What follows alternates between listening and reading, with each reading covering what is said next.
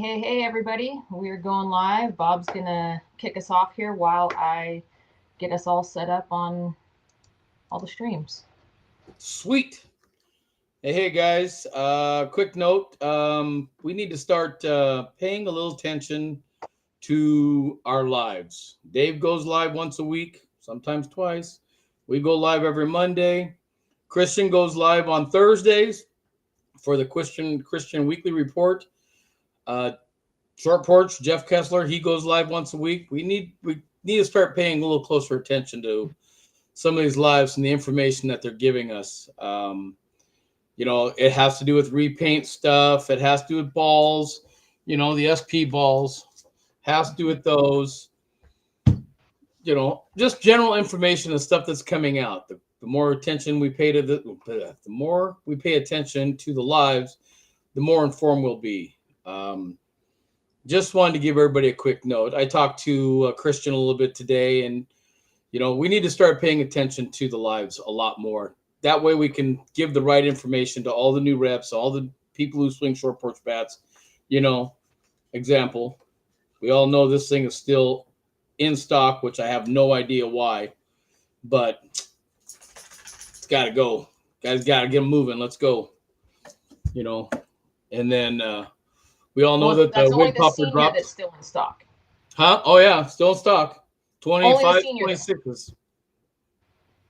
So U-Trip went quickly. And this is still in stock. I haven't figured out why.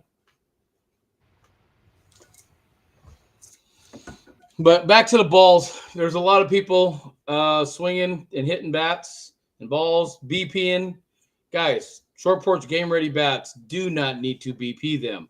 And if you do, use the short porch ball, please. Because we've been getting phone calls like crazy lately, text messages. I broke my bat. It's not making a good sound. Well, you're hitting in cold weather. There ain't anywhere in the state that's in Washington, Oregon, or California that's barely above 65. So, pay closer attention to that. Stop BPing game-ready bats as well. That's annoying. I popped my bat. It's not making a good sound. Can you compression test it for me?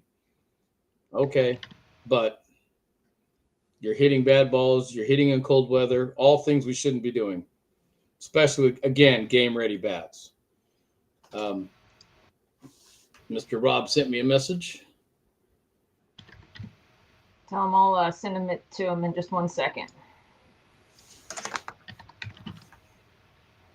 Just getting everybody Just sending a message here. in a second, Rob.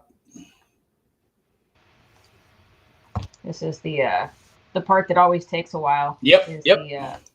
Get set up, get the people. We got to get invited, and we're good to go. And what's horrible is I always forget to tag some people, and I feel bad, but just so everybody knows, it's not like I do it on purpose. No, God no. No, things are happening.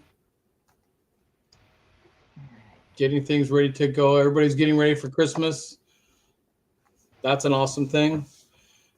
Balls are coming back in stock soon. FYI. Again, I got some information. So we'll be back in here in a few more weeks. We all heard on our live last week that we're getting a balanced DDT. Woohoo! Can't wait for that. That ought to make some people really happy, me included. Can't wait. And Rach, she's excited too. We've been waiting for a DDT bounce bat for a long time. Got to do. I just love swinging everything. I just can't ever decide what my gamer is going to be. That's the biggest problem. Well, how can that be when you grab 3 different bats and hit 3 different bombs in the same weekend? Come on. So aim high was a grand slam. What was the wig popper? Solo? It was a solo. The wig popper was, and then the scared was. I think it might have been a solo also. Well, hey, someone's got to hit them. Might as well be you. Well, and especially since in this tournament it was unlimited. Oh, even better. Yeah. Take them if you can hit them. So, You can't take them with you. It was a good time. That was the first time I've actually gone out of the park. I mean, I've hit in the park home runs, but in slow pitch, it was the first time. And we were hitting the Baden U-trip balls too. So Were they those the weren't even that 44 great. 400s or are those the 375s? 375s. Nice. So Well, it was yes, cold. It Brandon, I was hit it cold to. too, wasn't it? Yes, it was in the low 40s. Yeah. Brandon, it was to a short pawpaw patch. it was Oh, it was not the see, big Brandon, close there sport. is a short pawpaw patch. I knew it. I knew there was. Yes, that's the one that I found was the short one. So, but no, we had tons of. Let's see, on my team there was at least three of us that hit home runs this weekend. Well, it's got to Few feel of the good to teams we get back in played the had. game, though, right? Yeah, a few of our the first team we played had several conference team members on it. We had all senior players except for one. We had one of the daughters play with us, so it was a good time though, and we just went out there and had fun, and that's what we aimed to do, and we ended up winning the championship. So it was kind of fun. That was first tournament back for me since surgery. So Were you a little gun shy on the mound? no, actually on the mound, uh, no, it wasn't. It was I had problems trying to catch little pop ups, running for it. Well, there's a couple of pivot things there that I'm sure are a little freaky, especially after you pull a hamstring like that, or tear a hamstring, I should say. Yeah, sorry, just texting Rob back. Okay. We're all good. We're all good. We're all just hanging. There's a few people. There's a few. Actually, So Valis, everybody on your team was using a blue jawbreaker. That's pretty cool. Yes, Capri, that aim high is legit, isn't it? hey, Capri, we got Hey, some how's it good news for you, going? too. Oh, there he is, the big man on campus. What's up? What's up? How y'all doing? Good. How are you? Thanks. Good. Enjoying this cold weather out here in Georgia. Oh, come on. It's What's only 35 here in Washington. That's about what it is here, so I'm feeling you. Yeah, we have. Let's see, we're 49 degrees right now, and this is one of the warm days. So, One of your warm days. You guys. I'd still be in well, up in our shorts. foothills, which is in between us and Tahoe, it was in the 70s this weekend, and normally they're always colder than we are. And we're like, they had sunshine in 70s, and we're in the 40s. Well, see, that's how we were Saturday. We played Toys for Tots here local, and it was like 65 here. And then Monday morning, wake up and it's 29 degrees. It's Yeah, just insane how the weather is right now. right. Brandon would still be wearing shorts and a tank top. I was too on Saturday as well, so I get it. It must be something with Georgia people. That's got to be it. Shorts. Hey, we enjoy it, buddy. We enjoy it. You gotta have that calendar ready, coming up. Yeah, I get it. We don't know which month you're going to be in yet, though. I mean, that's up to Dave and Cage, I think. Yeah, that's gonna be interesting if that falls through. I mean, you got to make sure you get the right tank top on. Hopefully Dave will wear his one that he was in Vegas. I'll take March. I'll be the fat month. I think that's going to be Thanksgiving month too. Here afterwards. For sure. For sure. So, Rob, tell us a little bit about yourself for everybody who doesn't know you and kind of your background with softball and that kind of stuff. Yeah. So, man, I've lived in Georgia my entire life. I started playing when I was, I think, 19, 20 years old. Picked up with actually my dad used to play a lot. He played pretty high up back in the day. He picked me up. Can play league ball, and played a couple years league ball, was just absolutely terrible.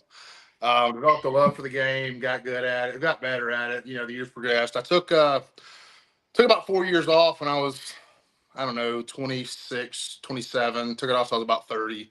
Had family things going on. We had adopted a kid, so took her in, and we had really focused on getting her, and then we had our daughter not far after that. So had a lot going on. Got back in the ball when I was about 31, 32, something around there, and picked up with some good teams around here. We traveled around like as a C, D team, and then we did really well in D. We won a lot of worlds doing that. Bumped up to C, did really well the next year in C. Last year we played a whole lot of B stuff, did a lot, did well in B and all that. Pretty much did a full conference schedule. Next year, doing the same thing, doing a conference schedule in B. But yeah, just work my way through the system. I started off as a nobody playing rec, and then just worked my way up and put the gym time in, put the BP time in, and just made it happen. And who are you And playing what for position now? do you play in the field? I'm sorry. Sorry. Go Go ahead, Bob. I just said, who are you playing for now, Rob? So played with a team called GOE last year. We're actually taking a handful of guys from that team, and we're going to merge with another team. I think they're out of North Carolina. Basically make two teams out of them. We're pulling a few guys from a couple AA teams. We're gonna pull them down, join with us, and basically just hopefully build a really good A team, and go out there and compete the best we can against best in the world. And what position do you play in the field? Pitch and catch. Nice. Little bit of third. I'll go to outfield if I got to, but it's mostly pitching and catching. And how many years until you get to play 40s with us? I'm 35, so I got I guess 4 more years. Okay. I Well, can do it fiscal year 40. Yeah, they do. I think UTRIP has some 35 and over. So we did a 35 and older, and it was funny. We basically got kicked out of it. We did the 35 and older here, a local one, and we played one of the major plus teams. They had like J Mag and all them guys on the team, and there's nothing here 35 and older. Nobody wants to play 35 guys. They want it to be a senior, the 40 and older, or the 50s and older, whatever their class is. But when we did it, we had a spot, those big guys, we had to spot them, run an inning, and then so that's tough to come back from when you can only get 5 an inning. Yep. And then you get your 1 open inning plus same home run rules, and it's tough. And it's a whole different game, especially for you guys who, with the home run limits and scoring 5. I mean, if you need to score your 5, or I think major plus is 7. I think we're 7 when we did it. Yeah, so if you don't score your 7, you're in bad shape, especially when you're already giving up 1 an inning. So basically, that's 7 a game. You're giving up off the rip. It's just, it's tough. You have to score your runs. And you have to use your home run smart too. Yeah, and it's a strategy thing, and that's what a lot of people don't realize about seniors versus young kid ball. Is it's a huge strategy game. That's like they threw another wrench in it for us this weekend. Is the guys prepped the field wrong because they lost our maintenance guy. Okay. So it was 60-foot bases. So we're like, how are you going to throw anybody out in slow pitch with 60-foot bases versus 70? That was like when I was a kid. That's what we played in my 20s, is 60-foot. Yeah. So we had a little bit of fun. It was just a fun, backyarder, but it was interesting. Yeah. So when they throw those monkey wrenches at you. That's it. They just hitting at that point. Yeah, and that's the thing is you just base hit to death, and hopefully as a pitcher, literally catch your routine pop-ups and hit. That's all you got to do. Exactly. Which is why I play AA. It's straight up softball. Yes, sir. Yes, sir. Hardest division to win. Just straight up softball. That's good though. I know we go down to Panama, and golly, you get 6 teams in BC. There's no teams in it. You go watch the D and the E brackets. Hell, there's 40, 50 teams in a bracket. Yeah. And, I get the competition's probably not quite the same, but that's hard to win because you got to go, like 6, 7, 8, 0 just to get to the winner's bracket. And then you got to win out after that, too. So imagine losing that first game and then, running 10, 15 games back to back to back. No way. That's my tough. 20s, yeah. My 50s, nope. Yeah, that's how I feel in my 30s. I couldn't do it.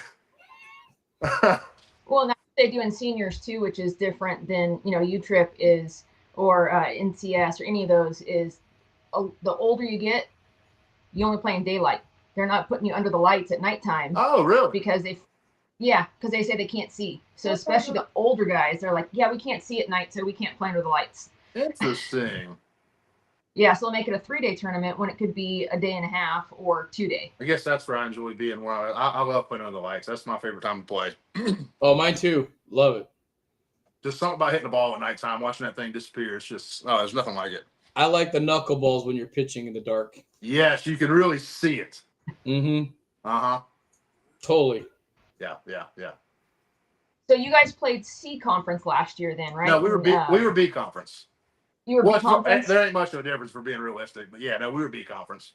We played Played Resmondo a couple times. We played Sports Reach 3 or 4 times. Played Prime Time last time. I mean, we played all the A, AA teams. Played a handful of B teams. There's really no C teams in conference. The only time you see C teams or anything less is when you go like the Smoky or something that's just an open tournament for everybody, where it's just straight across the board. But yeah, no, we got to play against the best in the world. Got to do all the fun things against those guys, and it was a blast. It's just a totally different game. And if I remember right from one of the posts or one of the chats or something, you hit something like 800 for the season or something, wasn't it? I think it was like 802 or 803 on the season. Yeah.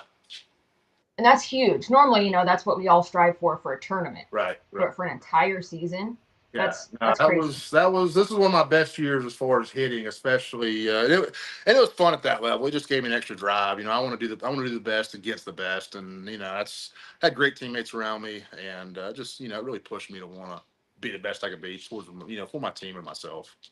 But yeah, JJ said it was 804 on the season. 804. There you go. Yep. Yeah. See, we got some of the people keeping us on track here. Right. Yeah, JJ does a great job. Shout out to my man. He did our stats for us all year. He kept the book. He would go in there. He'd do the Excel worksheet every week. He'd fill out everybody's stats in the week, post them, and he was the man. He took care of us as far as that goes. And that's important, right? Especially when you're playing conference or those kind of things, is to always have somebody who's keeping those stats and somebody consistent. Because I'll keep the book different than Bob does, different than you do, or you have people that just say, "Oh, yep, you got the first, so that's a hit." Yeah, not always. Right. Yeah. I'm all about accountability. That's what we always posted. We always posted our averages pretty much week to week, and you get those guys sometimes. Not all the times. You get those guys. Well, why ain't they hitting here? Why ain't they hitting there? Well, go look at your average. Go look at your outs. Look at what you did. That's why you're hitting where you are, and that's why this guy's hitting where he is. And I'm all about accountability. Well, and that's something that we're kind of playing with this next year for our women's senior team is we're going to just do some fun lineups. On some of them, almost just draw out of the hat. This is where you're hitting. So now you have to perform wherever you get in that lineup. So, switch it up a little bit. Just keep people on their toes too. That's awesome. That's awesome. Just try and keep the game fun because sometimes I think we all get too serious, right? Like I don't disagree with you one bit. So, you just have to think of those crazy things, and we're like, oh, let's do this like this weekend because it was, not serious. Like, who showed up first? Okay, you're leading off, and that's how we did our lineup. That's awesome. Okay. Sounds like our rec. That's what we do for rec because we want to have fun. Qualifiers are for being all serious, but rec, let's go have some fun, enjoy each other, have fun. I totally agree. That's what league ball, one pitch, like you said. These weekend toys are tots. Yeah. And we do a thing too, like when we hit in these tournaments that don't really mean much, or just for a good time, a good cause. Like we'll roll the lineup. So say if our sixth guy was the last out of the game, going to the next game, the seventh guy will lead off. So we do the same thing. It's blast. It's everybody gets equal at bats that way. Yeah, absolutely. Yeah, JJ saying that you had 49 home runs and 129 at bats. 49. That sounds low. JJ better. Maybe he didn't measure the distance right. Yeah, I think it was something like mid 70s at like 100 and something at bats. Yeah, that sounds about right. Yeah, tell JJ check his stats and send it redo it over. All right, JJ, you got a mission to go check those stats now. So he probably got the book out, like starting to count while we're on. How big of a role does Brandon play with you, and what you've learned from him? I'll tell you what, I met Brandon. That's actually funny. When I was 20, 21 years old, I used to hit with a guy that knew Brandon really well. He just played local ball, kind of helped me get into, some of the local rec stuff when I was first coming in. He used to always mention, man, this guy, Brandon Murray, this dude hits it. This was, 15, 20 years ago. And he'd always mention Brandon Murray. And it's cool because I got to meet Brandon Murray. We were actually hitting at a baseball field, really just taking BP. And the guy's like, yeah, I'm going to bring you out, bring a few guys out. Brandon showed up. We're out there hitting these baseball fields. So it's probably, 390, 400 center, 340, 350, whatever your typical baseball field is. And met Brandon out there. And, we kind of stayed in touch for the last couple of years.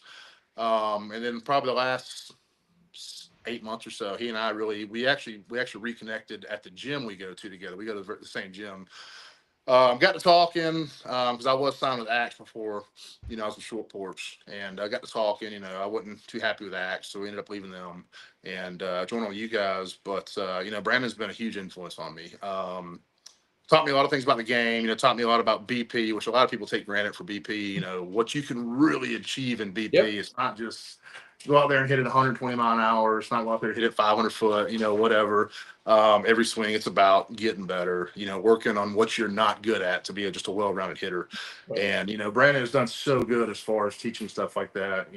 He's just bringing that experience into the game and some things I didn't have. I can't thank him enough for, getting me the opportunity I have and, just being a huge mentor for me as far as, all this goes.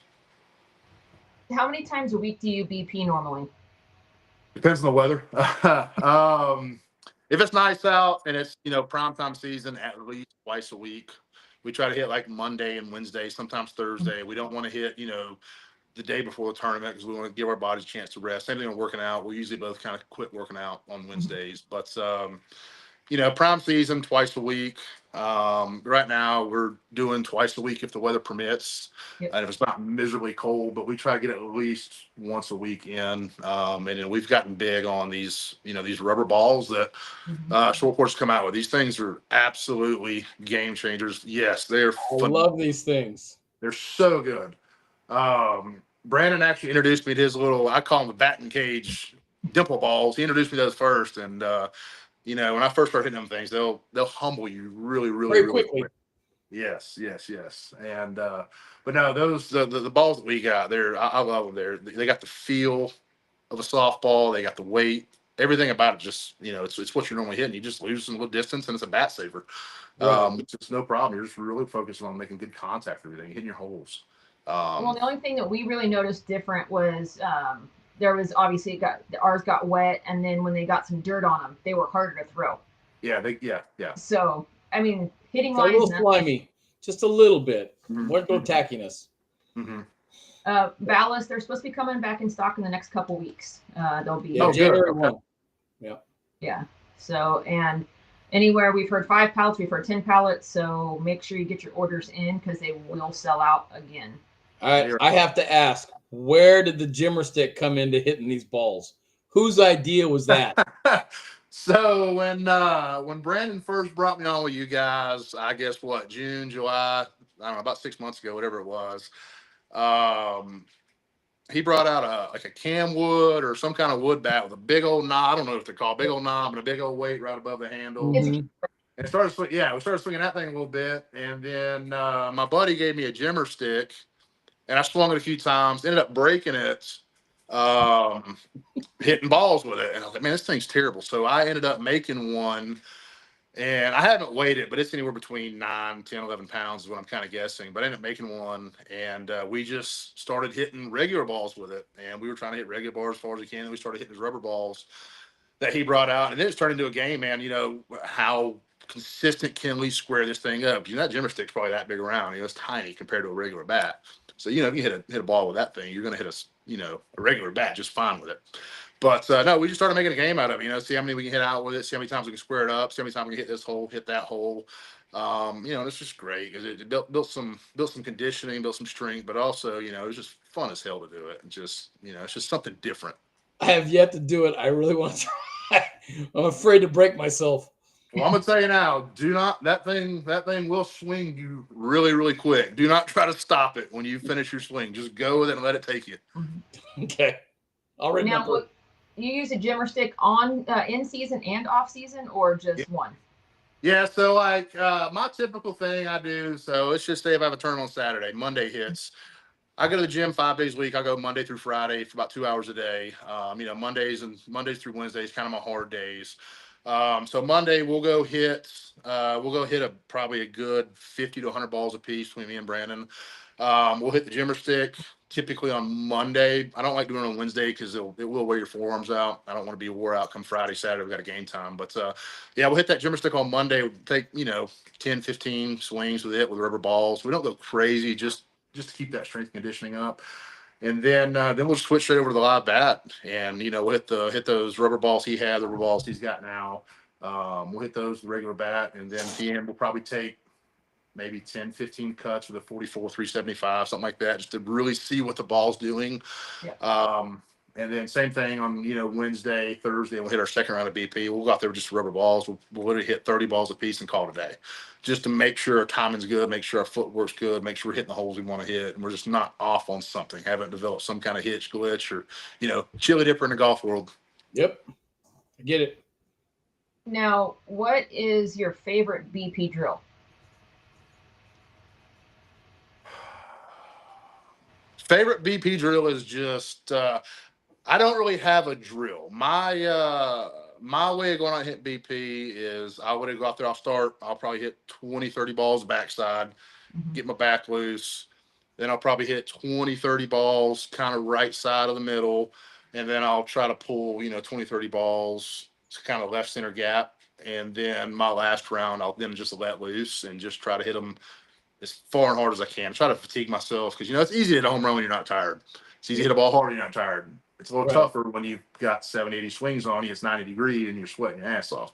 But so I don't really have a drill. I just literally try to go out there, and if I had a weekend where I felt I hit it well over the field, I'll just do the same thing. I'll just spray the field again. If I have a weekend where I felt like I had trouble pushing the ball backside, or if I had a trouble, pulling the line of the ball, I'll go out there and I'll work on pulling the line. If I felt like I had a problem, keeping it down, I'll go out there and, work on trying to cut it down. Same thing in lifting, anything like that. I kind of go base to base weekends of what I feel I struggled with the week before.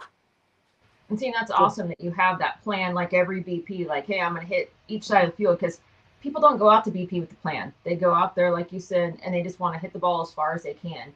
And you see everybody in social media with their videos like, oh, look, I just hit a 400-foot bomb in BP. Okay, great. But when you're out of home runs, what are you going to do? Right. So, I mean, and I think that's also the difference between the upper players and the, DE and rec players, right? Or some DE and rec players is, oh, let me just see what this bat can do, and, or sandbag. When people will start taking their egos out of the game and taking it out of BP, that's when they get better. When they actually want to learn, want to get better, want to play the game the way it's supposed to be played. Same thing with taking BP. When you take BP the way it's supposed to be taken, you're going to get so much better overnight. Like you got a different mindset on it. It's going to generally that's the problem anyways is BP, because everybody wants to see how far the ball flies. They don't want to work on anything. They want to see it go 400 feet at will. Then they're blowing up bats wondering, what am I doing wrong? Well, you're not hitting with a purpose. You're just that's the guys that got 1,000 reviews on TikTok and these forums, but when it comes time to have an average in the season, they've got a 400 average where they pop up to shortstop every time trying to hit a 500 foot in the game, and it just ain't gonna happen. No. Yeah. Nope. So what is your gamer? Wig popper, no doubt about it. We're still looking for a 28 for him. The West Coast. Yeah. So I actually was when I first come on. Jeff sent me the 2-piece sour pickle. Great bat, great barrel, super hot. I just couldn't swing it because it had a little bit too much flex on the handle. Then I swung the Fat Guy BP, great bat. That one just personally wasn't for me. Jawbreakers come out, and that was my gamer for a little bit. And then he actually sent me, I think it was last year, the year before, the Moondoggy. Yep. And people hate that bat. That bat is phenomenal. Once you break that bat in, that's one of the best bats I've ever swung. Yep. Mm-hmm. No, so I swung that Moondoggy for probably 5-6 conference events, and I hit right at 700-800 with that Moondoggy on the year. After I did, because I was with Axe, early in the year, so I had some conference events with Axe and switched them, short porch afterwards. But so I swung that Moondoggy for 4 or 5 conference tournaments, and then Jeff and Cage actually said, "Hey man, we got this wig popper. We're gonna send you one, see if you like it." So I took it down to Panama, and I put 5 swings on the cages, and from that time on, that's been my game ever since. And that's by far one of the best bats I've ever swung. So do you prefer 1-piece or 2-piece, or does it matter? I've always swung 2-piece. Like when I was, 18, 19, 20, coming up as a young guy, like the old stamp, BJ Folks, the Mayhems, the OG stuff, those were all 1-pieces, and I swung 1-pieces. But when the 2-piece stuff hit the market, like the old DC 41s, the OG legits, even the OG Z2000s, that they were really good there for a little bit. Yep. I swung two pieces up until literally this year because the axe is two piece. And I picked up that, like I said, I picked up that wig popper, and it's just something about that barrel. It's something about that handle. Everything just The way it's feels weighted natural. is almost perfect. Swings so good. Yeah. Yeah. And I mean, it's just so forgiving. A lot of people say, but it's a 12-inch barrel. Okay. It does not swing like a 12-inch barrel. No. No. I mean, so And that's what I tell everybody that asked about our bats. Our 12-inch barrels, in my opinion, they're really like a 12 and a half, 12 and three quarters. Mhm. Our 13-inch bats are almost like a 14-inch bat. Right. But they're so forgiving, and you've got so much room for air in those bats. And like I said, the handles are getting a lot better on them too, which I love. I personally love those different handles. I have more control. But yeah, it's just everything's just so good on them. Jeff and Love has done a great job designing them. Oh, for sure. Kason's saying that we need to ask you about the roof of the sponsor's car. Oh my gosh. Okay. Yeah, so we were down in Vieira for, I think it was that was actually the very first game of our. So we were a non-conference B team. We played all conference events as a conference team, but we did not pay the entry fee, so we were not sanctioned as a conference team. So basically, what happened is, in pretty much all the events we played in, we didn't win them, but we were always the highest finishing non-conference team in all these events. So we got our B Worlds, our A Worlds, and our AA Worlds all paid for. When we went to U-Trip. So it was the first weekend of the B Worlds. The first day of the B Worlds, first game. I think it was even the first at bat, if I'm not mistaken. I led off for our team. And if anybody knows down there in Vieira, those are already pretty big fields. They use the temp fences, and I think all the way up to AA. I think major is the only time they take them down. But they had temp fences up. Anyway, they got this big giant nets in left field, where you have to really hit it to get over those nets. So the one he's talking about, our sponsor, God, he probably parked. Tell me if I'm wrong, Case, in the comment. You comment on Rachel's, but he probably parked a good 450. 460 out in the parking lot, and I flew one. I'm talking about it went just straight and landed just dead on top of his car, and I felt so bad. Literally the first pitch of the game just hit the top of his car, and that's probably what Cason's talking about. And then the next one hit one just about just like it, and about got somebody else's car over there. So it's a dangerous part. It probably went 450 to 480. I guarantee. Yeah, there you go. I get, and that's Dan Douglas said it was a huge dent. It was a big dent. It was. It carried 450 all day long. Yeah. Dan Douglas is saying 473. He Google Earthed it. There you go. 473 carry, and that was with a wig popper and a conference ball. Wow. And I mean, he can't cut you then at that point because you hit a great ball. Right. That's what I said. I felt so bad, but what are the odds of hitting somebody's vehicle that far out there? It's just you got a better chance of hitting the lottery just about. Well, at least he didn't have a sunroof. So he did have a sunroof. It literally missed the sunroof by that much. I'll see if I can get him to send me a picture of it later after we get off this, and I'll send it over to you guys. But please. It was so bad. That's crazy. But that's pretty cool that you can still first swing of the game and you hit a great ball. That's a great way to start a game too, right? Because it pumps everybody else up, saying, "Look at we're in this game." It's kind of one of those things, you play those guys at that level. Let's go out there and give all you got. I'm a realistic kind of person. You go out there and play B conference, you're expected to get your ass kicked. You just are. But the best you can do is go out there and play your best, try to make a name for yourself, try to do the best you can do out there. And there's no laying off. And that's, I go into all those conference games with a different mindset. And I go into them with just play the best I can, hit it as far and hard as I can hit it, and just play the game smart. That's really all you can do in those atmospheres.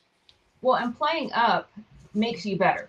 When you play against better competition, you rise, to that level. Where all these guys that always want to play, like our team got bumped, let's go fold this team, make a new team, so we can play low. And I just never understood that. Why people. That's just, and I don't want to call anybody out. That's just this generation of people. When I first started playing ball, I used to get the absolute mess drug out of me. We'd go out these one pitches and get beat 40-2. We'd be playing guys like Scotty King, here locally. He's a hell of a ball player. we play all these guys, and we had no business stepping on the field with them, but it's cool, man. You got to play with guys that are just at a different caliber and got to see what it's all about. And so I was used to that. Like I got that. That's what made me a better player. So it made me respect the game and really appreciate how far some of these guys really come. Going from the that lower tier level and really making their way up and getting names, up to the conference level. Yeah, it's just people just can't handle a butt whooping anymore. Right. So tell us about these one pitch tournaments, because out west, out here, we don't have anything like that. How you guys always do these one pitch Friday night things. So we're not doing any of that stuff out here. I'm gonna tell you now, if you ever want to make a quick fundraiser, go throw you a one pitch. We'll talk on the side, and I'll kind of tell you how to do it. So basically, what a one pitch is, there's all kind of little formats, but a one pitch is it's a 5-inning game. They're 30-minute games, so they're quick games. Mm-hmm. But it's literally, when I say one pitch, it's one pitch. So you pitch to your own team. So if you got, your own guys, your own pitcher pitch to you. So at the end of the day, you're getting served cookies. At least you should be. So that's why it goes so fast. That's why it's one pitch. That's why it's 5 innings. But yeah, no, basically it's pitch to your own team batting practice. Sometimes you can go buy unlimited home run bands where you can hit as many home runs as you want to hit. Sometimes you're limited to 2 an inning, 3 a game, 5 a game, whatever it may be. Right. Same thing. You got run rules. I think it's like usually 5, 20, 15, but it's just a shortened down version of regular games. All it is. And you get sometimes you'll get 6, 7, 8 games in a night. So it's just fun because you get quick little 30-minute games in. You're not just dead dog tired from running an hour and a half, 6 games. Now you're getting 30-minute games in, knocking them out fast, getting a whole lot of swings. So you'll probably get 4, 5, 6 swings a game. It's fun. Go out there and just hit it hard, far, and just have a good time. There's no pressure, and it's like you guys are saying. That's those games that keep it fun. It's not just business. It's not all serious, and it's a great time. Yeah, we do them up here a little bit. The one pitch every now and then. We have fun. How many teams do you normally get in those, and what time do you guys start and that kind of stuff? Teams depending on how well it's advertised, kind of the location, but average between 6 and 12 teams.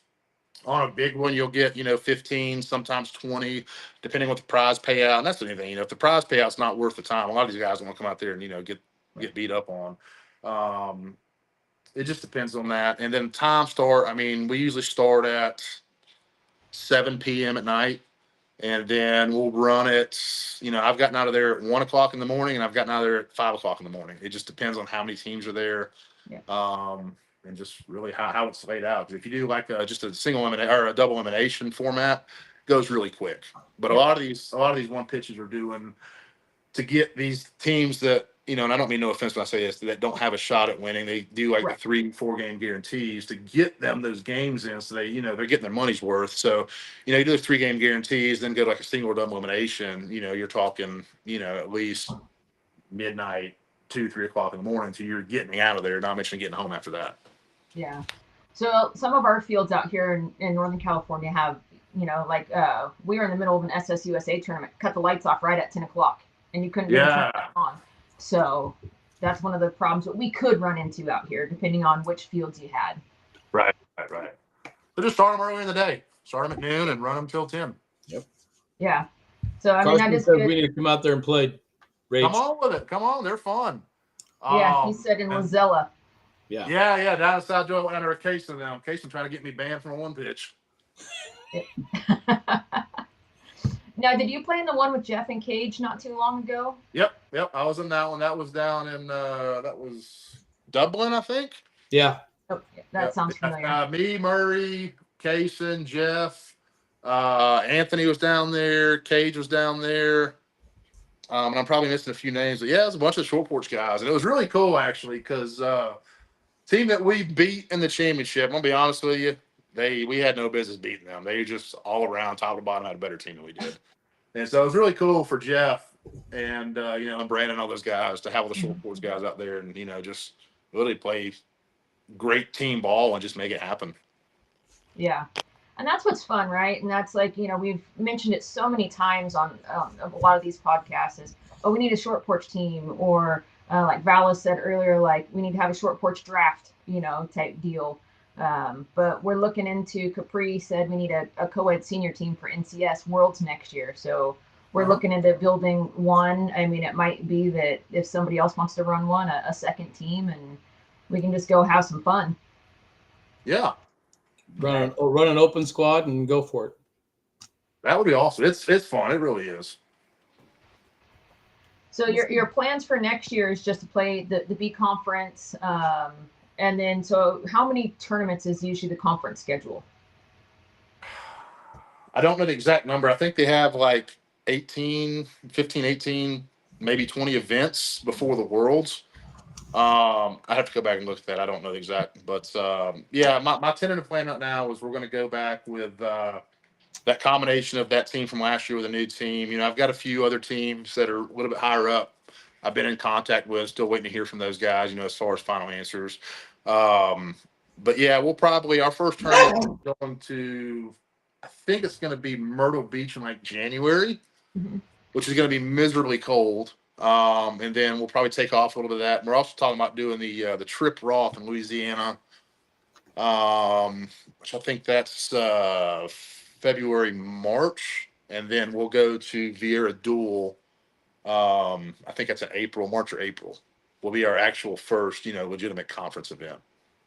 And then the duels are where like you might play B one the first day, and then it's like A the second day.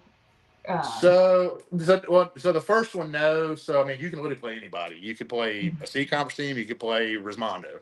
All the duel is just basically means it's just two teams. Two different tournaments going on. Gotcha. Like we did the one in Vieira earlier this year, and we did the one in Evansville, Indiana. And then we had the 3 Worlds in Vieira for USSSA, and that was basically a duel for us because it was Tuesday till Tuesday for all 3 Worlds for us. That's a long week. Yeah, yeah. It was literally like 7 days of ball. I think we had like 1 or 2 day break. See, like back when we went to Sea Worlds, it was just that weekend down in Florida, and that was Wide World of Disney back then. So zone. I got to play at Disney once. That place was kind of going out when I was really getting into it. Yeah, and I think it's just sitting there now. I don't know if it's really even being used. I don't think it is. Which is a shame because they had tons of fields. Yes, that was a very nice facility, and I wish they would still do something with it because it was a pretty decent location. But yeah, like I said, it's got tons of fields. The stadium field was super nice, and it was a good atmosphere. Everybody thinks of Disney. Like it's just one of those places you just want to go just because the name. Yeah. Yeah, I mean, you see Disney, and I mean, you could get your whole family there easily, right? And have entertainment for kids or for the wife or the rest of the family when you brought the parents to watch the kids. Yep. So, Bob, what else do you have for him? What else? Some questions. The questions come up a lot. How many swings are you getting out of a bat? For example, my bat with my name, we're getting anywhere between 1,000 and 1,500, I've heard. What are you getting out of that wig popper? How many games, roughly? So I have been sent, I think, 4 wig poppers. I've had 4 wig poppers since Panama. I've busted 3 of the 4, and of those 3, I was getting anywhere minimal. The lowest I had was 500 swings on one, 500 to 600. My other one was right around 600, 700, 800. And I had one, which is actually the one I'm swinging right now. It's a gem. I've got over 1,000 swings in that bat. Wow. They're not all my swings. I let guys swing these bats. So I do a lot of. I let guys hit these bats, test them out before they buy them. And I really try to push the product up here, especially do like cage stuff like that. But yeah, I got one right now. It's got well over 1,000 swings, and the last time we tested it was right around 800-900 swings, and it was still at 242. Wow. Passing. So these wig poppers are just there's something about them as far as I've never swung a bat so hot that lasts so long. All right. And that's like with interesting. Axe, I'm sorry. Go ahead. No, go ahead. I was gonna say like when I was with Axe, I went through 16 axes last year. In 1 year. I think I only busted 2 or 3 short courses. In a matter of like 6 months. So it's insane how well these bats are lasting. Yeah, I mean, well, you're getting 500 cuts roughly with your bat speed and your exit velocity. That's huge. Yeah, that's totally huge. And I will say too, a lot of these guys are busting bats on these one pitches hitting 525s and 650s. I do not hit 525s. I do not hit 650s. I know what they do to bats, so that's another big thing. You can't have guys hitting those balls and claiming they're only getting 100 swings at a bats. I know it happens all the time. So that's another thing too that saves my bats is we hit lower compression balls, which are actually going to hit in the weekends. What these bats are made for, not Right. not these rocks. They're supposed to just add 10-mile-an-hour and 100-foot to your distance. Yeah, and Yeah. that's what we're seeing a lot out here. Is the people are hitting the wrong balls essentially, or there's one association I'm not going to name them are hitting balls that are, not recommended by anybody else, and bats are busting left and right, and then we get the phone call, hey, my bat's broken. Well, what balls were you hitting? What was the temperature? And what temperature? Yeah. And it seems like people just don't get that portion. Like they just don't understand it. Well, we're having a problem with guys are still leaving their bats in their cars. They're leaving them in the garage where it's cold. They're not bringing them in the house. They're going out BPing. My stuff sits inside and stays warm. Yeah. And it makes a difference. Yeah. Mine's in a 72 heated garage. That's where it's at. That's where it stays all day. Balls too. Yep. And that's partly why I got these mounts. I mean, I'll take these off the wall. Like, all the bottom 3 red ones were out at the tournament this weekend, and that's what we were swinging. Yep. So everybody thinks, oh, it's just a display. No, it's just a place to store them. Yep. So. Well, it may sound stupid, but I try to tell people too, your bat is just like a muscle. You go out there and just swing it when it's hard, you're probably going to pull it or mess it up. You got to make sure that thing's warm and ready to go. You can't just go out there with it cold. It will blow up. Yeah. So another good point, since you're a pitcher, how does you being a pitcher help your hitting, if that makes sense? So it's funny. It's funny you say that. So for the first half of the year, I just caught is all I did. The coach would always joke around, man, I don't want you pitching because I don't want to lose your batting average. And we had some issues with pitchers this year. We went through like 4 or 5 pitchers and just could never get anybody to either stay on or just didn't fit the role well, didn't gel well with the team. So Evansville, Indiana was actually the first week, and then I went and really pitched. And, I was expecting to lose 100 points or so on my hit and just, being tired, always moving. But no, it really, me personally, it didn't affect me a ton. Not saying it won't next year. May just had a good, lucky break this last half of the year. But, I think I hit the exact same pitching versus when I was catching. It really didn't affect me too much. See, I feel like as the pitchers and catchers a lot of times have almost like an upper edge because the umpire better at that point, in strike zone. You're seeing the ball a lot more because you're seeing it from, release of your hand as a pitcher and where it's going. So I feel like that your eyes, you get better, or you should be getting better with each pitch. Absolutely. So so as a hitter, you have a benefit, in my opinion, but a lot of people don't see it that way. I know that. Right. Especially as Bob's throwing his knuckleballs. Yeah. Yeah, don't give Bob a knuckleball at night. He'll mess you up. Yeah. All right, well, that finger's kind of dislocated right now, so. Okay. Oops, something at work. It's a little bit tender to hold that ball right now, just a little bit. Yeah. Dennis just slips the umpire $10 bill, he says. Yeah. That's well, he's a catcher. What do you think he does? He pays them off. Oh, that's just funny, man. Actually, the catcher is a lot bigger role in a game than people actually think. Absolutely.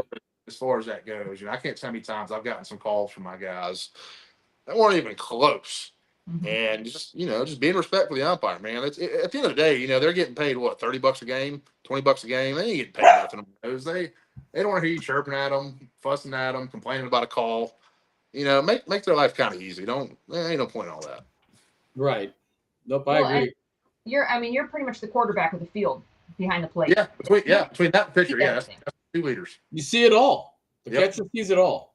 And if you and your pitcher are in sync, and then hey, this is where we need to throw if they can hit that spot. So hey, I'm gonna, it's going this way, it's going that way, but a lot of people don't think that far ahead, or the softball IQ just isn't there for as the catcher because it's just like right field when you're little, right? That's where they stuck the non-athletic kid, they say. Yeah. No, I totally agree with you. Yeah, no, like I always pay attention. Like when I catch, I always try to pay attention to what the guy did beforehand, what the guy's like going to do. You know, the situation. You got a guy on first and second, no outs. He probably ain't going to pull the ball if he's going to be smart about it. He's going to, try to hit something backside smart. Keep it in the air. Don't want to hit it in the ground, obviously. So, just statistically playing ball. It's just what's the better odds? What he's probably going to do. Right. Well, a lot of batters come up to the plate without a plan. A lot of Oh, people see, I do. don't. They I've have got two plans. I've got 2 plans, and I go to Right. play. And that's a sign of a good ball player. What am I going to do with this ball? Where am I going to put it? What's my first plan? That's what we're educating now with my team. Is like, you got to come to the plate with a plan. Yep. Quit free swinging. All you're doing is hurting the team. Yeah, and you're not getting better. No, you're not. Not. Jaeger was asking, what's the one pitch that is your kryptonite? I don't know if he means hitting or pitching. I know what mine is. Like if I'm hitting or if I'm like pitching, what do you? He didn't specify, so I don't know if he's just trying to get insight. If I'm Let's start with hitting and go to pitching. I like how these guys are trying to get information for next year. Yeah. Just throw me high and deep and outside. I'm done. No, so I'll say this: like I stand up in the box. I would say a short pitch probably my hardest one because I'm kind of a taller guy. Short pitch are a little bit harder for taller guys to hit, in my opinion. But like I'll stand way up in the box to where my front foot's almost even with the front of the plate, and that way, if it's short on that, it's going to be a short pitch. So even a short pitch when you're up in the box on a taller guy, is still going to cross, kind of where you want it to be. I like how you say taller guy when you're like 5 feet above everybody else. No, you get these guys in conference, man. I'm almost average with a bunch of those guys. Okay. Bob's just mad because he's on the shorter side. Oh, there's nothing wrong with 5'5". I'm telling you. 5'5", okay. So he has a problem with the tall pitches. So you're well, but that makes the strike zone easier, smaller for you though. I'll throw 12 feet back of the mat all day, bro. Oh, especially that senior stuff. Me and Brad take that BP, man. He's like, Rob, get as far back as you can get and hit that ceiling and try to hit the back of the mat. So that's tough. That's why he always wants me to throw BP to him. I'm like, no. Yeah. If I float a knuckleball, it's coming back at me. Especially anything middle out. I mean, that's the only thing to do with that deep pitch. You've got to wait on it. Yep. You got to pull a high deep pitch. You're gonna pop up 9 times out of 10. That's why I do it. Yeah. So CJ, favorite senior bat. Oh, there you go. I'm sorry. Favorite senior bat. So we went down to Tampa, and when we hit with Allen, took Case and Bryant down there, had a bunch of Allen's guys down there, and we hit the wig popper a little bit. And Allen said, "Hey man, swing this bat." I didn't know what it was, and I hit 2 balls to that bat, and good Lord, I think one was like 127 or 130 off the bat, and I think we measured it at like 530 something and some change as far as distance, but it was the chili dipper. And that dadgum bat was on a whole different level. It was insane. And I swung that black, we did some demo this weekend up at this local tournament, and we hit that black wig popper that Dave's got. And man, that's a good bat too. That thing, yeah, it's very, very responsive. But I haven't done a lot of senior stuff. I've just been focused on the youth trip stuff and really trying to, help build that side of the things for them, give them my aspect, give them my, my input on it. And that chili dipper that's a fun bat to hit. That's on a different level. It pained me to call Christian and say, dude, I hit 98 with your bat. It absolutely pained me. And then he's like, what'd you hit with yours? I'm like, 96. And he's just laughing at me. I'm just like, so that one's just hotter, is what you're saying. Okay. It's the barrel on his bat. That's all. It's a difference. Okay. Well, that's good to know. Yeah, like I said, I picked that thing. I mean, that bat was it was insane. And I'm surprised it didn't break. And I'll tell you what, I swung, actually, Allen had one of the OG blackouts. And I got literally 3 swings out of it before it blew up. Yeah. But those 3 swings were impressive. Oh, I bet. So he had one of the Gen 1 OG blackouts for you. Yes, he had the OG of the OGs. Yeah. I think Dennis did 103 with the chili dipper. I think he really did 103 with a 52-300. That was impressive. That's good. Yeah. Yeah. That's really good with 300. So is 130 your PR then? I still don't believe Alan's thing was right. He said, "Man, you broke my thing," and he showed the thing. It said 130 on the that little monitor. It box. maxes at 130 because my radar goes down, 70 to 130 or 50 to 130. So that's where it maxes. Yeah, I hit. Apparently, according to his radar, I hit 137 with the chili dipper, and I hit 127 with a. And I'll be straight up. I think it was a senior ball with the wig popper for the highest velo. I think it was like 127, like an Onyx, maybe. Does that sound right? Yeah, maybe. Hard ball. But yeah, that chili dipper it was sick. Yeah, that bat's ridiculous. That really truly. I think I hit 120 a couple weeks ago, and I did a video. I was very clear with the balls, very clear with all that stuff. We were hitting 44.375 indoors. We had the hit tracks, and the hit tracks had it right at 120. Oh yeah, that's when you're in the cage. Yeah. So and hit tracks is one of the most on point, right? Like as long as they have it calibrated right, in which they should, especially because it was up top on the ceiling, right? Your hit tracks, it wasn't one on the standing down. Yeah, it was a ceiling one. Yes. Yeah. So and we had other guys that were hitting the numbers they're supposed to be hitting. So like I didn't doubt it one bit. I let 5 or 6 guys hit before I hit. Just so to see how consistent it was, as far as what it, is it going to be 10 miles an hour higher, is it going to be 10 miles an hour lower? But no, they were hitting their numbers. Yeah, and Bob did a test with the balls, with the BP balls, and there was about a 10 mile an hour difference, 6 to 10 mile an hour. Yep. Okay. On which balls now? The BP balls. Oh, okay. Yeah. Yep. I've been curious on how those things come off as far as actual exit velo. Me and Murray's been talking about it. How fast is that thing? I'm right around 75 to 80. Dennis and the 40s guys, the guys that hit 95 plus, they're right around 88, 90 right there. But okay. That's impressive. That's about max. But those guys also haven't been able to hit it past 285. They've tried and tried and tried, can't do it. Okay. So, I mean, they need to get a little bit more leg in that ball. That's what they need to do. We'll get a velo thing up here, and we'll see what we can max out with those things. I'm actually extremely curious. We'll go hit in baseball fields. We can sneak them out on baseball fields occasionally, but yeah, I'm curious what that exit velo is on this thing. I mean, again, they're hovering 88, 87, 89, I think once, but yeah, I struggled to get it past 80. I think I hit 85 with it once, and and I had to cut the hell out of it. Well, I told Murray, I said they need to do a dadgum league up here hitting those balls. Oh, that would be funner than hell. We're talking about it now to do an indoor league here and using this ball. Mm-hmm. That'd be fun. It'd be safe. Hey, what about blowing your bats up? You use any bat you want. That ball. It's going to separate your guys who need special equipment from the guys that actually hit it. Yeah, for sure.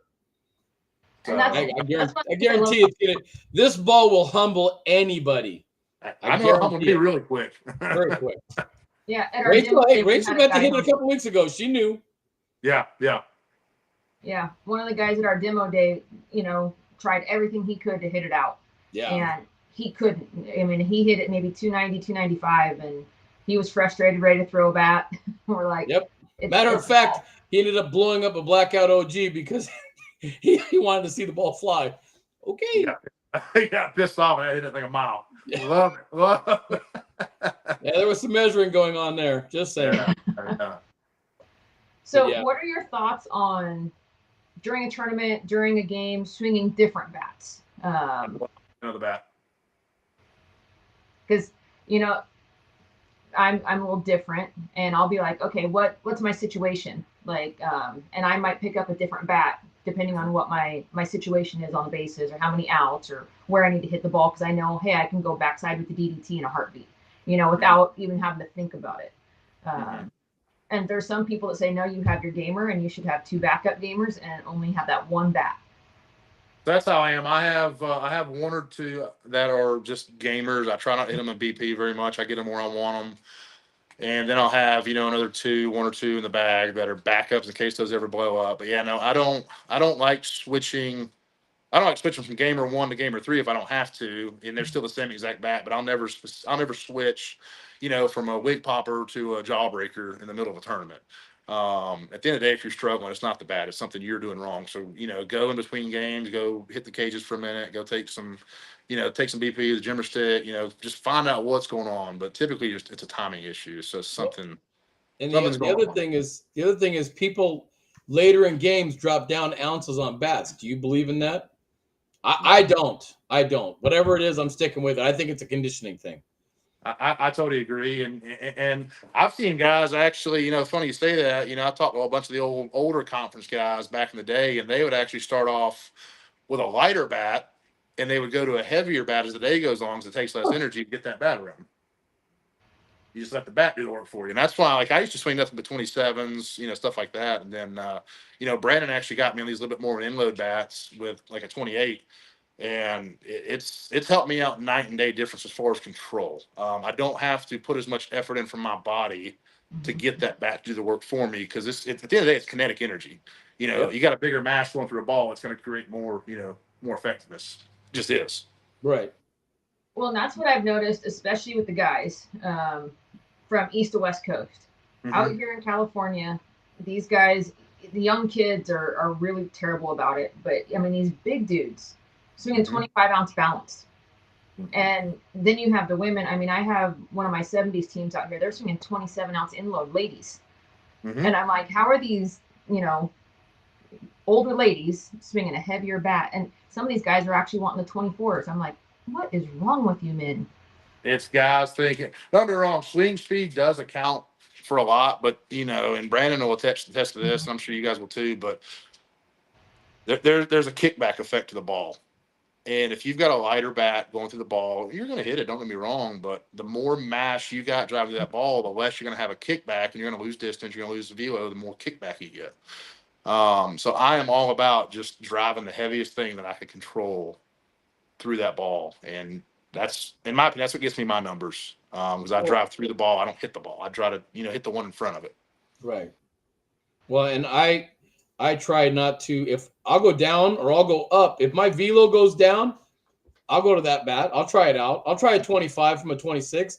But if my velos aren't staying where they normally are, I'm going right back up. I'll go up and see. I've got a couple of 27s. I love it. The aim high, I'll swing that at 27 all day. I can still hit it at 92. My bat, 26, I can hit it at 95. I drop down to a 25, I can't come close. I don't know why. Yeah, you won't. It's like throwing a toothpick versus a log at it. Yeah. And that's not to all the girls out here, like you were just saying, is I'm trying to get these girls away from 24s, 25s, 26s. I want them to swing 27s, hell, even 28s. Because realistically, they just don't have that massive swing speed. And if they get that little bit of extra weight behind their rear end and get that going through, even at a good 80-90% swing, they're going to hit it further than they are with the 25. Oh, for sure. That mass is definitely going to equal out distance. I agree. Yeah, I had one of my girls this weekend. She's a skinny little thing, and she's strong for being skinny. She normally swings a 25 because that's how little she is.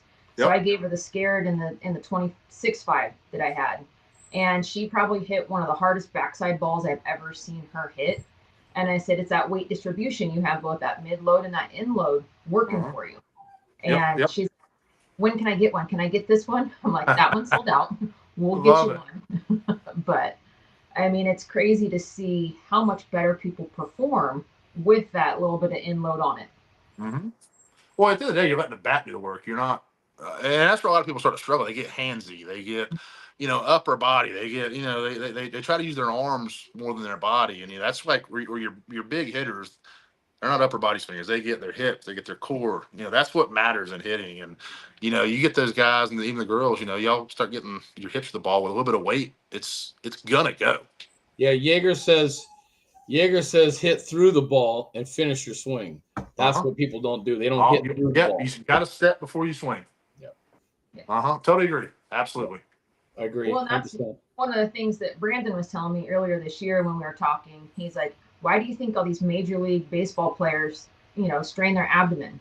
Like it's almost like that rubber band. You use your legs and then just let the rubber band go. And, in softball, like fast pitch, we never thought of it that way because, it was all about hands and just hips. So you never really said, oh, my core is this much involved. But when you break it down, you're like, oh, man, that's where a lot of the strength is coming from. Yep. And I'll tell you what, you just said something about the abs or the oblique or whatever, but about 4 years ago, I actually tore my oblique and cracked a rib swinging.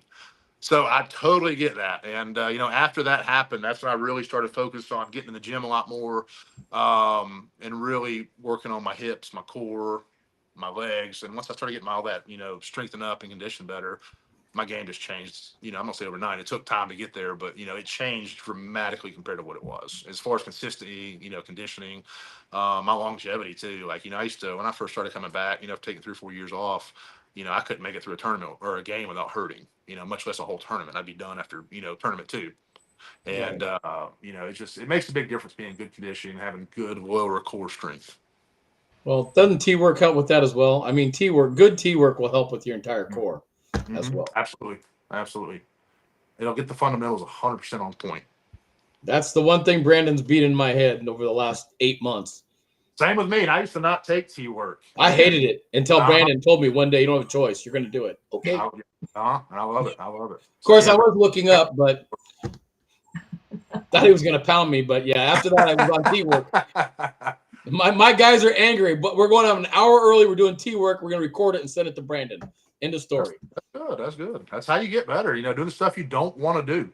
Well, this is the first year I've hit 833 and in the whole year. That's impressive. So something's going on. That's something's different. Guess I what? Love it. I love that. Absolutely. It's the cone drill he has you doing. Yeah. That what? He has the cone drill where he has a cone at the 3-4 hole or the 5-6 hole. Hitting your holes. So we do that as well. We'll do the 3-4 hole, 5-6 hole, and all that same stuff. We try to hit the cone. Yep. Trying to hit it. Yep. It's great. It really is. It does work. Now I heard Jaeger actually puts a net out in the outfield and moves it and hits into the hole. I got to talk to him about that. I want to try this. I mean, makes sense. Aim small, miss small. Yeah. Yeah, I'd seen that one on, I think it was TikTok with, some of the social media trends going out there. And then Brandon was telling us that Jaeger does that and can basically say, okay, move it 10 feet and, still hit it, which is. He was saying something like 15 for 15 and 20 for 20. He just doesn't miss. That's impressive. Yeah. And I mean, that's a good BP game, right? Is, you challenge whoever your BP partner is. So like what we do, I'm sure everybody else does it too. It's probably nothing new. We'll get up there and we'll do like 2-man teams and we'll play a game, pitching to the team, trying to get them out, trying to get as many runs. You only get, 1 or 2 home runs an inning. And so we try to work on situations, guys on first, second, guys on second and third, no outs. So we try to literally play a game and, see who wins.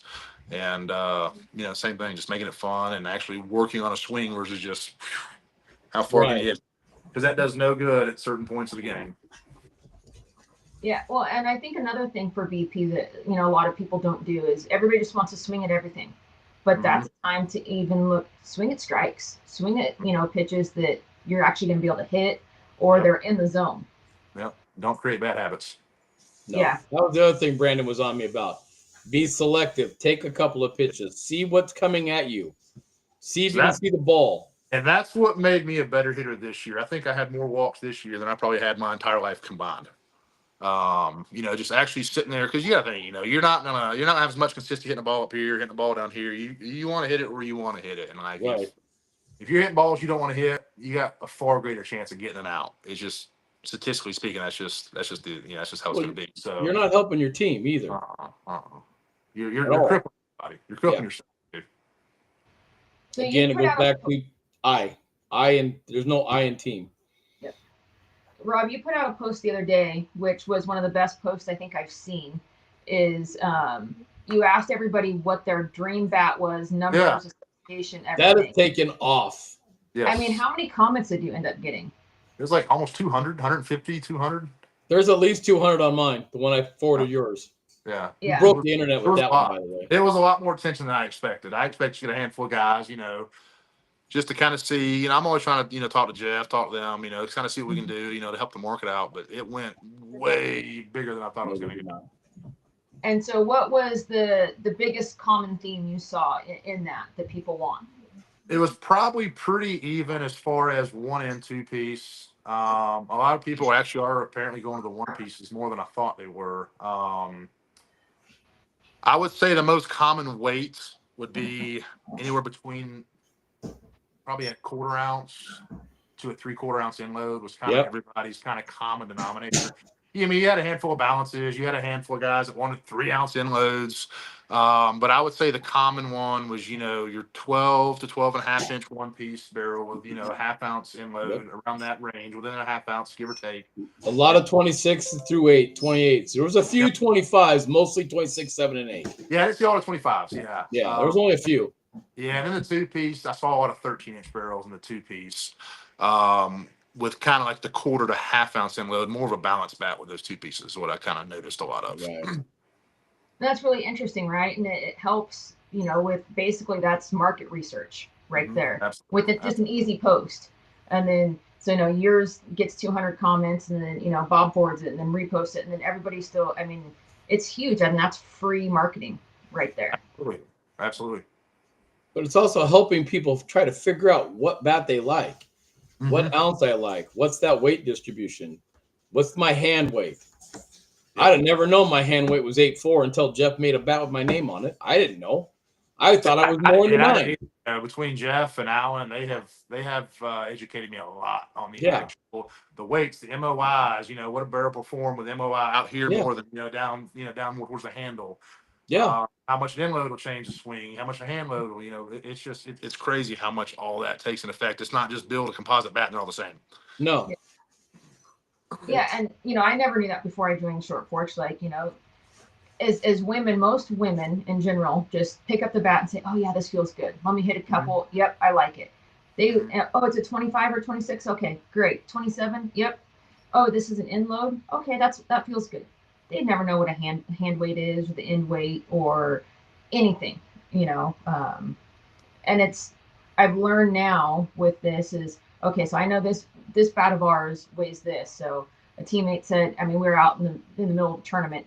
I need a Short Porch bat to swing because I'm tired of swinging the one I am because it's not working for me. I'm like, okay. So I'm like, handed it to me and I said, swing this one. Ended up being the Sin City down in Vegas, and she murdered the ball with it.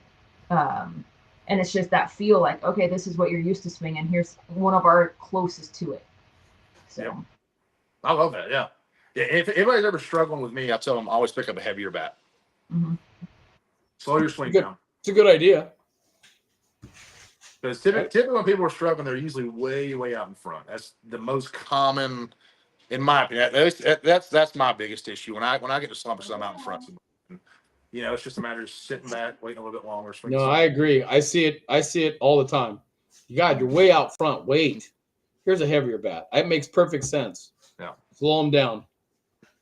Yeah, and the only thing you see with a lot of girls from fast pitch is they drop their hands and then get under the ball because it's a different, the ball's arcing in versus, in fast pitch, you get the rise ball a lot of times where it's rising up and you're having to stay on top. So it's a little bit different.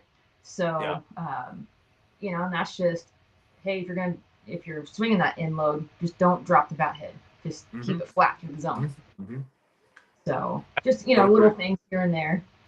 Kaysen said, not only is he tall, handsome, and muscular, but he's pretty smart. Proven with the bat post. He should try to make the front page of the calendar. You got January. I think he's voting for you for the cover. Well, I need the December version so I can have the most clothes on as possible. And a white beard. And a white beard. I think Velasquez said he got the thong in July or September. Yeah, he did. Dan Douglas said that you helped him telling him to go heavier and a Short Porch bat, of course. Yep. Didi, what was Didi swinging before that? Maybe he'll respond. But yeah, I put him. Actually put him on a KV 25 because I think he was swinging like a 26. Put him in a 27 KV 25, and that weekend he just went from struggling and just absolutely killing it. And that's the thing with the balance bat too. When you're struggling a little bit, stay middle of the field. And that balance bat will keep your barrel. Just like the DDTs, they'll keep that barrel, more middle centered field. And that's a great place to get out of a slump. Just stay in the middle of the field. Yeah. He said he was swinging a one-piece axe before is what he was swinging. There's your problem right there. We've had this discussion with people too. Obviously compression matters for this, but we've told some of the people swinging axe that, hey, your compression's hotter on the backside of that axe bat. And they're like, no, you're wrong. We're like, switch it around. Switch it I've around. seen it with my own eyes. Tested it. But Several different bats. Good theory. I just never could get a good feel for that bat. Yeah, those bats are kind of either you love them or hate them. You got the barrel that's just way different than anything out there, and then you've also got that handle that's way different. It takes a lot of getting used to. And it's like I tell anybody, I'll never talk bad about the Axe products. The bats were really, really good. They did me well. I never had a problem with them.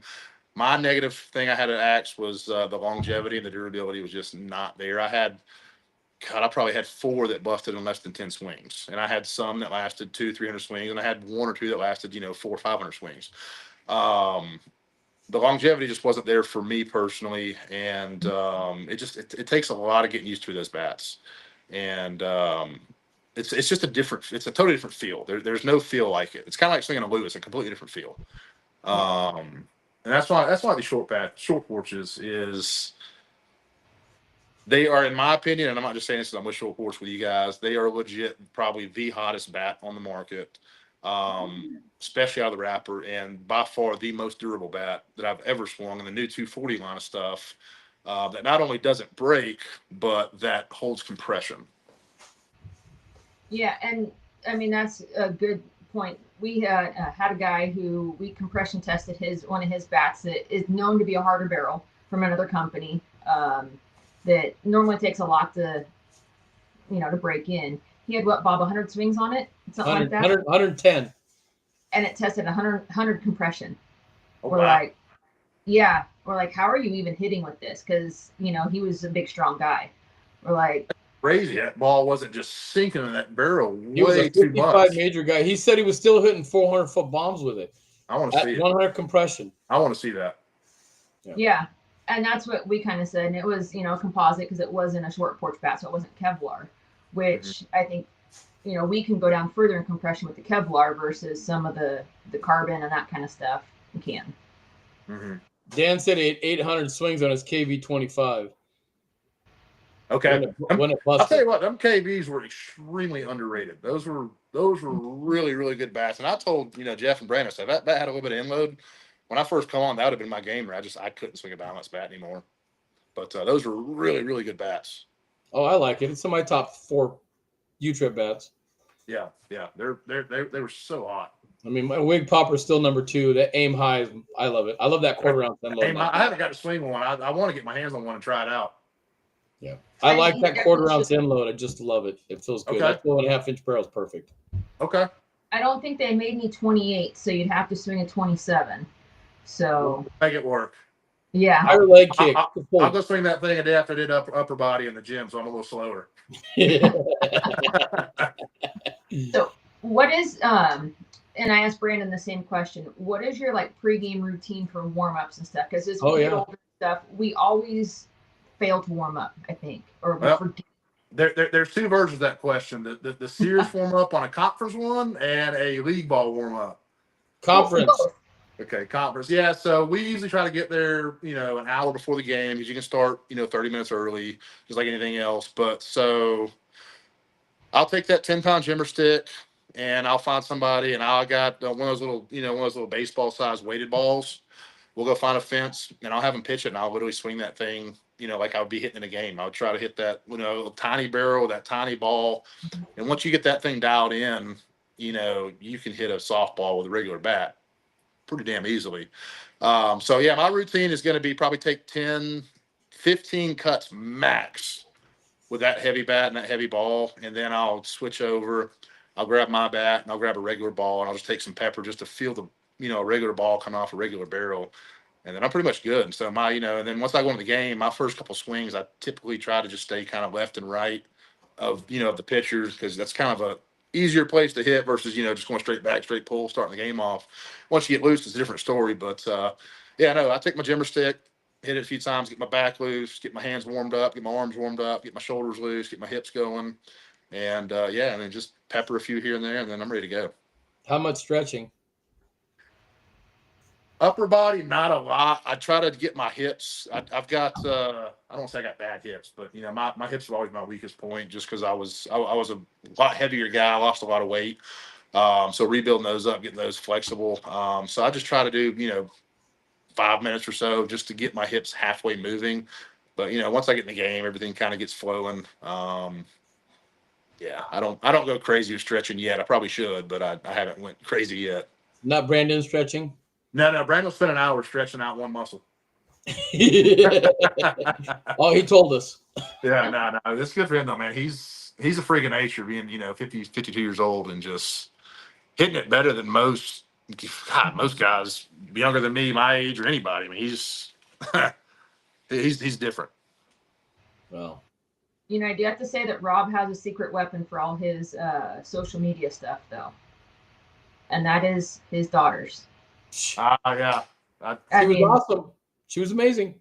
I was gonna bring them in here, but they're laying in bed right now. They wanted to say hey to everybody, but I think they fell asleep. I mean, they steal the show, and I mean, it reminds me of when I was younger that did everything with Dad, and went out to the fields, and he was the coach and stuff. So I just want to say, like, I commend you on being like an amazing dad, and it warms my heart. Well, thank you so much. I grew up in the ball field with my dad, and I've got two little girls. I got one that I adopted, and I got my youngest, which is my biological. And so I've got the oldest full time, so she's always at the ballpark with me. She's always going to the gym with me when she's out of school. If she's not in school, she goes everywhere. And then when the youngest is with me, they both travel. I just take me to all these tournaments I go to. Like, they literally do everything that I do. So that's how I grew up. I turned out okay, so I kind of want them to have that same experience. And I want them to the ball field too. Yeah. And that's just awesome. And so I just wanted to tell you, like, it shows, and it just shows, how good of a parent you are, and just the love you have for them. That, I don't think a lot of, guys sometimes don't want to show, the big softy side of them, but you can just, the big teddy bear. Thank you very much. I do really appreciate that. It means a lot to me. And Daniel saying you're a better dad than a ball player. No doubt about that. No, we all should strive for that, if I'm being honest with you. Yeah, I mean, that's a better award than anything, right? Absolutely. We always want the best for our kids, and that's what I try to tell my 10-year-old now. She don't quite understand it, but there's going to be nobody in life that wants you to be better than anybody but me. Yep. Everybody's going to want to be better than you. I'm truly the one person I want you to be better than me at everything. Well, and that just goes to show too, like, when we were talking to Brandon, it's just, like, all the problems in the world and all that kind of stuff. It's just spread the love and just show love to people and, like, come together. And that's one of the easiest ways right there. And you're giving your kids experiences, right? Like, every time you take them, you went to the beach when you guys went down to Florida, and you had beach day and stuff. And, that was just so awesome that not only they're not just stuck at the field when you're playing. It was, hey, I'm going to go, even if, dad that doesn't have a lot of money or mom that doesn't have a lot of money, beach is free. Go give them an experience. Absolutely. So that's just, food for thought for some of the people out there, is give kids experiences and just show those things to them. Show them the world if you can. I mean, we do family for Sunday. That's what we do at my house. Every Sunday, family dinner. My daughter, my grandchildren, open door. Let's go. Family first. I love that. That's the way to do it. That's the way it should be. People take what they got for granted, especially their family, man. And that's one thing I swore to myself when I had kids. I will never be put in the category of a dad that wasn't there, or somebody that did not do everything they could for their kids as far as spending time with them. So I'm fortunate. I have my own business, and I get to spend a lot of time with my kids that a lot of people just aren't fortunate to do. And it's one of those things that I really cherish, that I know I'll never get back that time. Yeah, 100% fact. Dennis is asking if you'll adopt him and take him to the beach. Come on, Dennis, let's go, buddy. He's got to pay his own way, though. Interesting. He gave up on you, Bob. Yeah, apparently. Jump ship quick, don't they, when they're little? They just they think the grass is greener on the other side. It's not. No. Yeah, no. It's typically harder, honestly. Yeah. But, Brandon says you're a first-class father.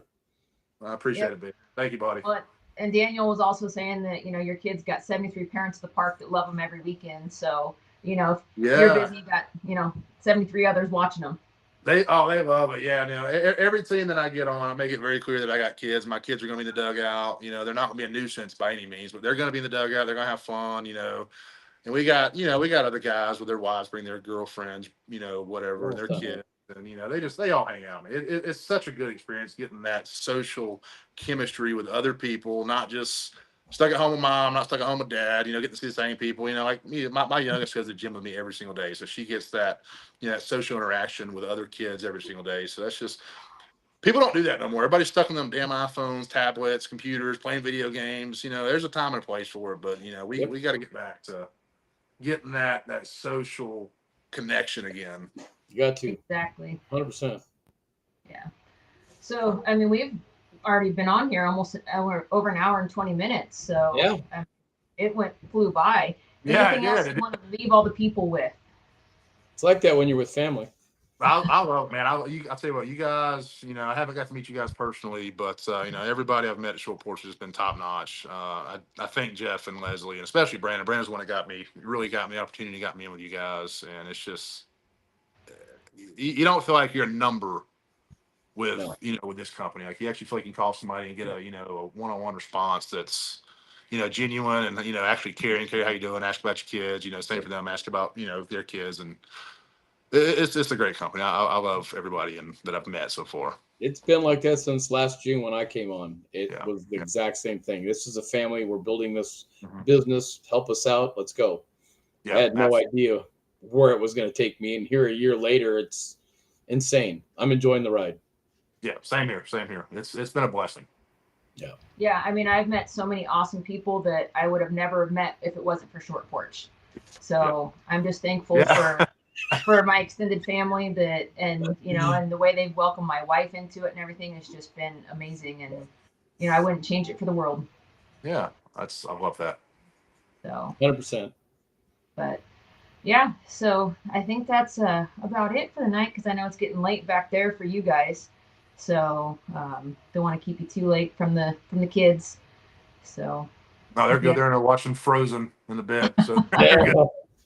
Well, we greatly appreciate you coming on. Really, thank you guys for having me. I really appreciate it. If you guys ever want to do this again, just let me know and I'll gladly come on with you guys. Absolutely. Yeah, we'll definitely do it again. Probably maybe around summertime or something.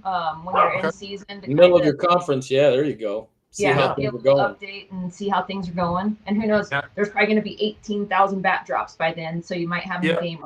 So I'm supposed to go down to, I think I'm supposed to go down to Tampa like the week after Christmas, 26th, 27th, when we, get that Scared After Dark going to release, do some demos with that.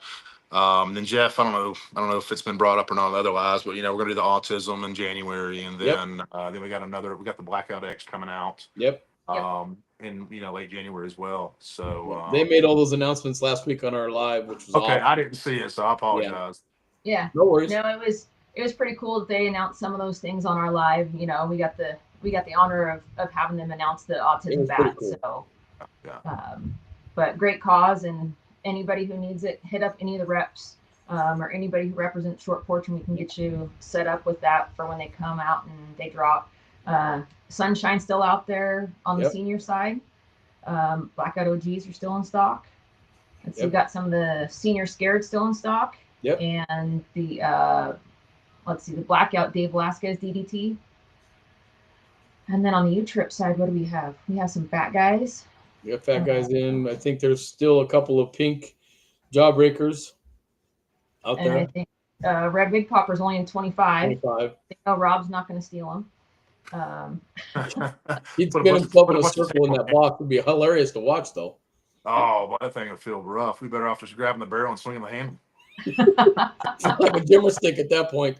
I know. I will be back down in Sacramento on the 17th with the Long Haul Bombers. Brandon's trying to convince me to hit. That's do it, man. Do it. That's a baseball field. That's over my distance. It don't matter. It's about the experience. Go out there and do it, man. Just have fun. We're gonna go live and be with Brandon. That's what we're gonna do. Okay. I have a feeling that I'm gonna get talked into doing something I really don't want to do. We're gonna try and have a pretty good presence out there for Brandon out here from the West Coast. So, and just awesome. Yeah, I'll be keeping an eye on that. Maybe I'll bring my mayor bat and just beat the hell out of it. Speaking of that, I swung that Mayor and the Taxman that is ASA bass down there in Tampa. And oh my gosh, those things are And the Peach Jawbreaker is even hotter than that Taxman, in my opinion. really. Yeah, that thing's dirty. Oh, I was swinging a 27 and a 92 at a 27. That thing was, I love it. yeah, I tell you, them things right there to give Monster Line a run because Monster's always been a good, Monster's always been a good ASA bat. They're going to give them a run. Oh yeah, I said that already. Good bat. That Peach Jawbreaker is going to give that Monster a run for their money. Mm-hmm. I guarantee it. Yep. I mean, we're 700 cuts and it's still holding compression well. It's still way above. That's amazing. Yeah. So my Taxman's still pretty hot, so I think that might win out on the Peach Jawbreaker for my Taxman. Yeah. I don't know. That 27 Peach is freaking gas. Yeah. I didn't blow the building out when I swung that one like I did with your Taxman. It sounded like it broke out all the windows because we were inside. Like a bomb went off in that building. No kidding. Oh God! So you got hit a building on the fly or something? We were just hitting in a cage. Indoors. Oh, so you hit like the metal behind the cage, and okay. No, he just hit the ball, and it's loud. The sound off the bat sounded like it shattered all the windows. Oh gosh, okay. It was crazy. I think it was a 44-375 or U-trip ball, and that Mingo threw it at me, and I hit this thing, and it sounded like a bomb went off, and everybody stopped. It's like, what the hell? Like, Taxman. That is awesome. Okay, so don't hit the 375s of those bats. Oh no, it went up in compression after that too. Yeah, it did. It went up in compression. We compression tested. Yeah, it was shocked. None of us can figure it out. Three different people tested that bat, and it was higher than it was the first time. Okay, well. So I'm not going to complain if it goes up. No. Well, let's not do that with wig poppers and 650s. It don't work that way, I promise. No, I won't hit 650s. It's all good. I'm gonna cry when I break my gamer. That's definitely gonna happen. That's at 1,500 cuts. I'm gonna cry. It's at 185 right now. So. Wait, and which one's that? That's the Bob. The Bob. Brandon's third favorite bat. I want to swing that thing. Brandon's got a 27. Go get it Does from he? him. Yeah. I'm gonna borrow that thing. We're gonna go hit Sunday with a few of us. We're gonna go live on Sunday, so I haven't pulled that thing out. We'll hit it.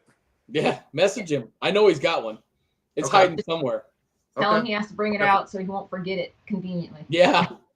Good thing he lives 10 minutes from my house. I'll make him go get it. Pick him up and the bat along the way. Yeah, there you go. Where's it at? I know it's here.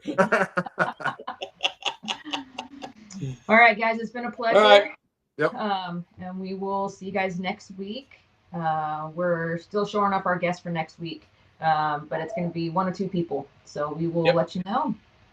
So thank you very much, Rob. Yes, thank you, Rob, again. Love and peace, brother. Y'all have a good night. See you next time. Tell the girls we said hi tomorrow. We'll do it. All right. See y'all. Have a good night. Yeah, you too. Peace.